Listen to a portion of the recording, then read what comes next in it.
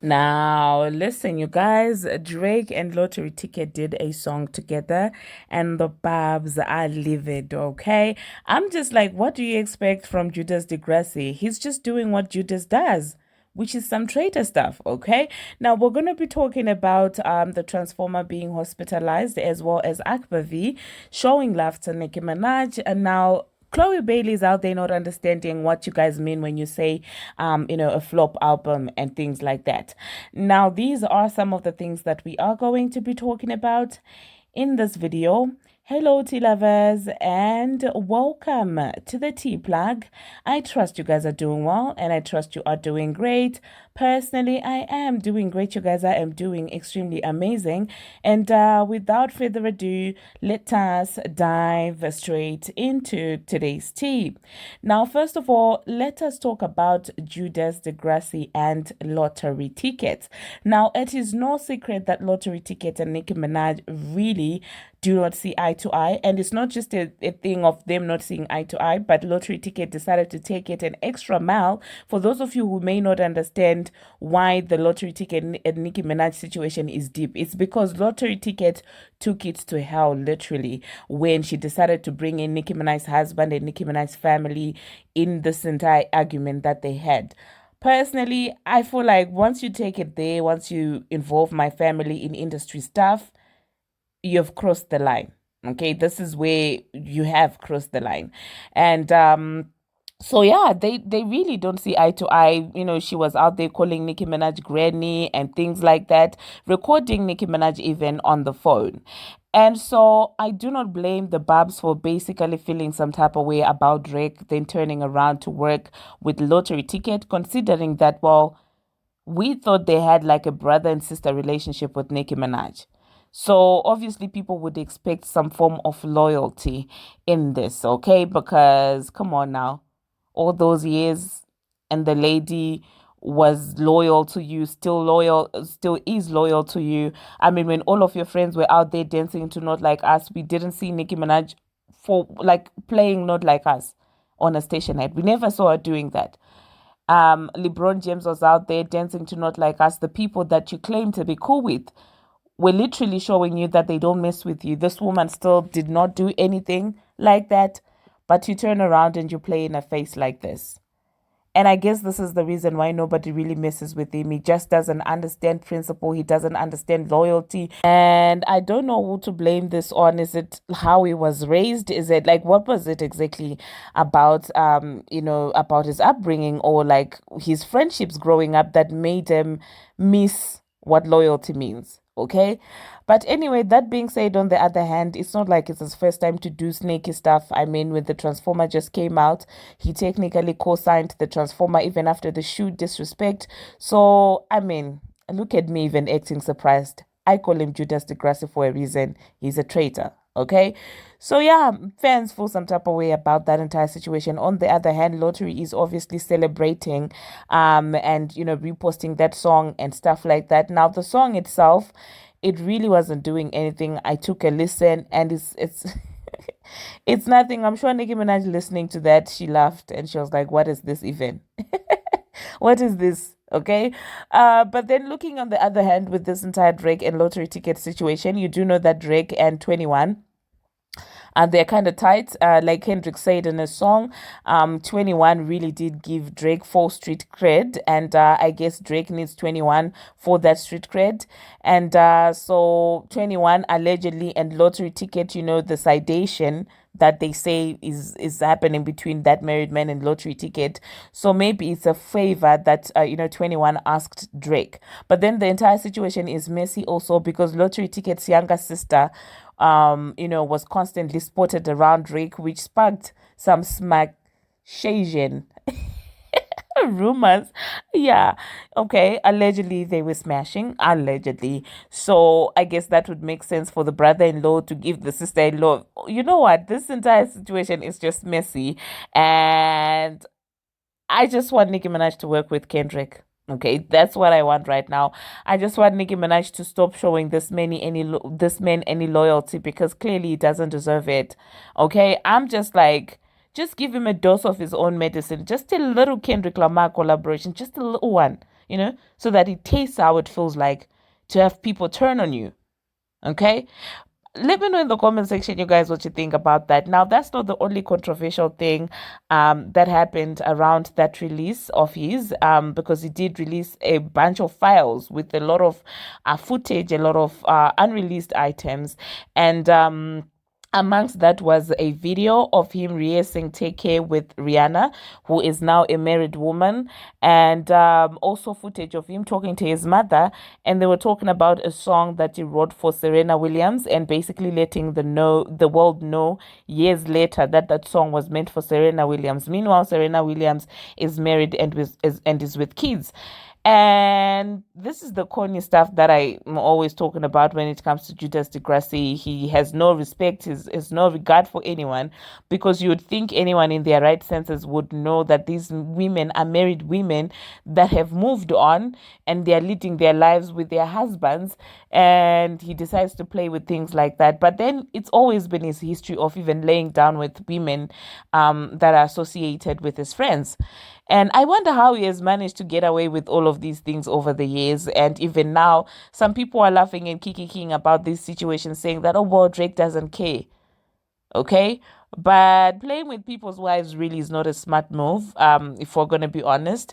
But let's see, for how long he's going to keep up with this drama, because Serena does not bother anyone. She literally is minding her business, and constantly you're coming for her, you're coming for her husband. Like, what is this, Drake? But then again, I will say that Drake reminds me of that boy that grew up without having a lot of attention from the girls, and a loser basically. And he would, that boy that tells himself that, what, once I get money, I'm gonna start I'm gonna start acting up. I will get all the attention. And I feel like he got to that point where he was very successful in his career. He had the fame, he had the money, and so he felt like he could have, any woman. And the women from afar would see him and be like, oh my God, he's Drake, he's famous, he has money, he looks cute, and let me go, lay up with him and stuff like that. And the closer they got, they didn't get to see that Drake from the outside. They got to see that little insecure boy. And because of that, like, one thing about women and insecure men, nah. And I feel like he never really just understands why, after getting to know him, the women will probably withdraw and move away from him. Is because you're always gonna be that little boy, that insecure little boy. Money is not going to change it. Fame will not change it. And I guess it's kind of hard for him to understand why women would still not want to be with him. Okay. This is just my opinion. But anyway, let me know in the comment section why you think Drake takes so much pleasure in messing with other people's families like he's doing right now. Okay. Now, that being said, 21 Savage also on one of the tracks is allegedly dissing Kendrick Lamar, and academics went in to do the PR as he normally does. He was out there saying, oh no, he wasn't dissing Kendrick. And I'm like, oh, he doesn't want the smoke now. Now, they're out there sending academics, huh? They're sending academics to do the PR. No, stand on business. Okay, stand on business. 21. Anyway, let me know in the comment section what you think about this mess that was caused by Judas Degrassi. And that being said, one of his banner accounts allegedly is out there. I don't know what he's trying to do with J. Cole now, because J. Cole literally doesn't bother anyone. So the banner account posted a tweet which reads, remember when J. Cole got his phone stolen out of his pocket by a fan, and they called Jay-Z from it, but he wasn't answering, so they called from their own phone and he picked up. And I'm like, what now do you want from J. Cole at this point? I don't understand what you want from J. Cole now, because the man collaborated with you. The man removed himself from the Kendrick stuff, and the man is out there minding his business. Are you now salty because he couldn't back you up on you going against Kendrick Lamar? Now you're mad that you caught the smoke by yourself. Like, Leave J. Cole alone, man. Anyway, the next thing that we are going to be talking about, lottery ticket. It seems like she is teasing collaborations, for her album. She did that little phone call thing where, she would say, guess who's talking on the other, side of the phone. And people are speculating that there's Ciara, there's Coco Jones, and some people are saying there's also Jake Harlow. So yeah, those seem to be the collaborations that are going to be on her album. Now, I don't know how far those ones are going to take her, or if they're going to help her album. Jake Harlow he really has that. I could see the song with Jake Harlow, if it's well done, it could be something. Coco Jones, it could be a nice song, but I don't know if it would do well on the charts. But in as far as Jake Harlow, I think Jake Harlow will assist her on the charts. Yeah, so let me know in the comment section what you think about that. Now, the next thing that we're going to be talking about, Akbar V. Akbar V is out there giving Nicki Minaj her flowers on the Auntie podcast. You do know that she sat down with Tia, Tokyo, and Kalisa, and they were asking her about the Nicki Minaj relationship. And Akbar V was like, you know what, Nicki Minaj has been messing with me for a very long time, and way before I was Akbar, way before I even got onto Love and Hip Hop, she was following me, and I will always mess with her. And obviously, people try and do this thing all the time. They were like, oh, so why won't she work with you?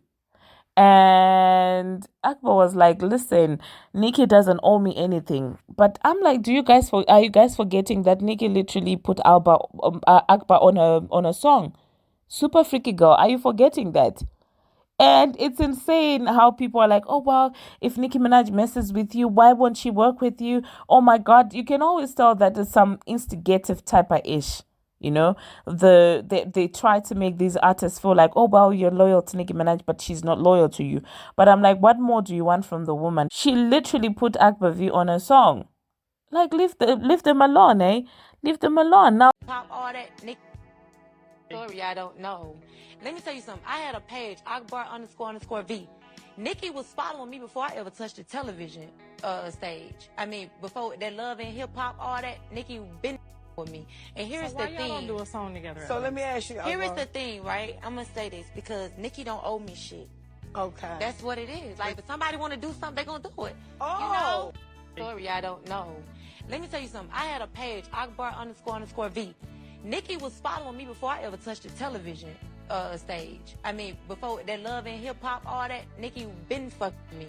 And here's the thing. So why y'all don't do a song together? So let me ask you. Here is the thing, right? I'm gonna say this because Nicki don't owe me shit. Okay. That's what it is. Like, if somebody want to do something, they gonna do it. Oh. Now, the next thing that we're going to be talking about, the Transformer. It seems like the Transformer is out there letting us know that she was hospitalized and she had an injury of some sort. And one thing about having so many antics is that even when you come out and you're actually not feeling well, people will not take you seriously. And I do feel like lately the internet has been saturated with the Transformer news to a point where now people really don't care at this point. People are now desensitized to anything that has, anything to do with you. Okay. So obviously people are just like, how do we know this is not another PR stand? How do we know this is you looking, how do we know this is not you looking for sympathy? Okay. And some people feel like anything to have an excuse for not dropping that album and things like that. And personally, Soros prayers. Okay, I will just insert what she had to say, and then I will catch you after that. I had a freak accident. That's what that's what I had to explain it, because I don't know how something. Well, it wasn't little. It actually hurt it, but I don't know how something that it was like, okay, all right, like it's so. It have. I was no, it doesn't really happen often. It became something that is so big. To the point I was literally paralyzed. But yeah, and that little thing almost cost me for my little one to come, but it didn't. Yesterday I was feeling good because I came home, but I came home high as a kite. Today I woke up sober, honey. I'm dying. Like, I'm dying. I swear to God. If I don't feel good in 4 hours, I'm going to the hospital and I don't give a. I'm gonna exaggerate the shit so I can get more morphine. Morphine me down. I don't give a damn. Oh my God. This is probably why bitches be getting addicted to drugs. Cause shit. This is why people be addicted. Cause I ain't gonna lie to you. When them up got morphine on in me, I was timing it every fucking 4 hours. Every 4 hours, I was I was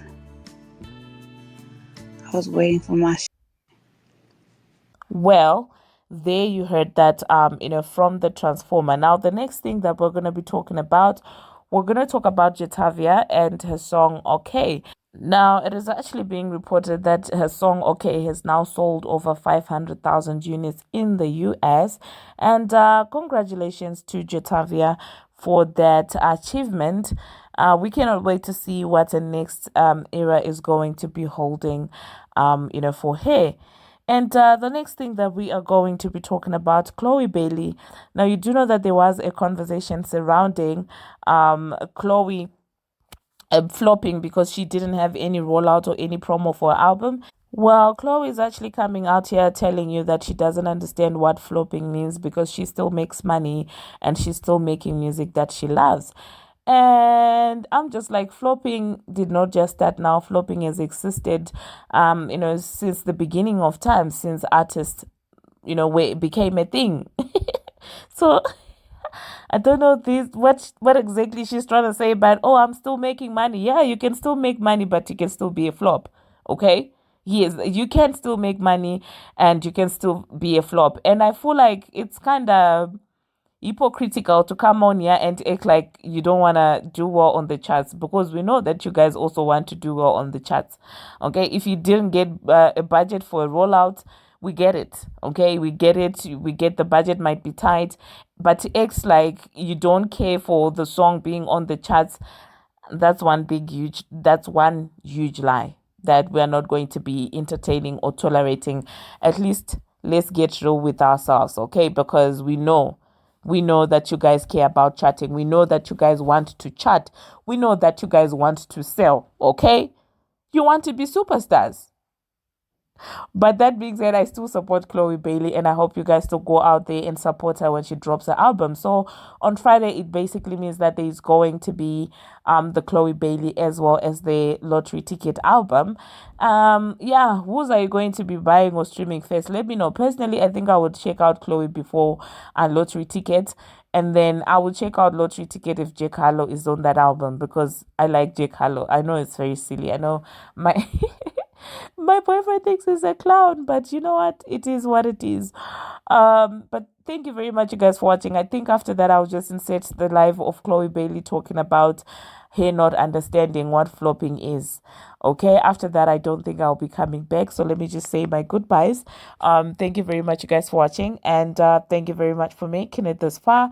If you have not already, what are you waiting for? Smash that subscribe button and do turn on the notification bell so that you will be notified each and every time that I post. And until my next one, see you. I honestly agree. Someone said, girl, you're just waiting for your album to flop. I just waiting for you to listen to great music. Honestly, what is flopping? What even is that? Because, like, I don't really understand that concept anymore. I'm alive, I'm breathing, I'm making money. I mean, really, what is flopping? I'm making great music that I love. Oh, I think that's my food. What really is flopping? Thank you.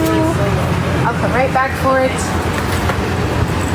Thank you. Of course, enjoy your lunch. Thanks, you too.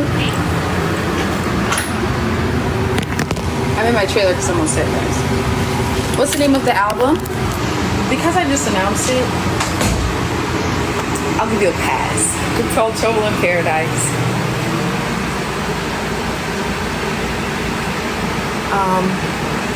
What's the favorite song that I made? I have way too many, but a lot of them are on Trouble in Paradise. Okay, so you all never told me what you think Redemption's about.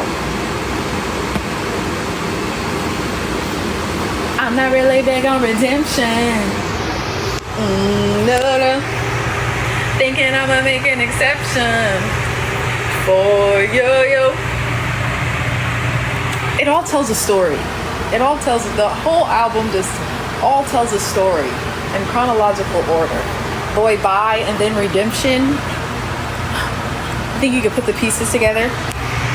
Someone said it's about spinning around the block. Somebody's using their noggin. Okay, then next you have Temporarily Single. What do you all think that one's about?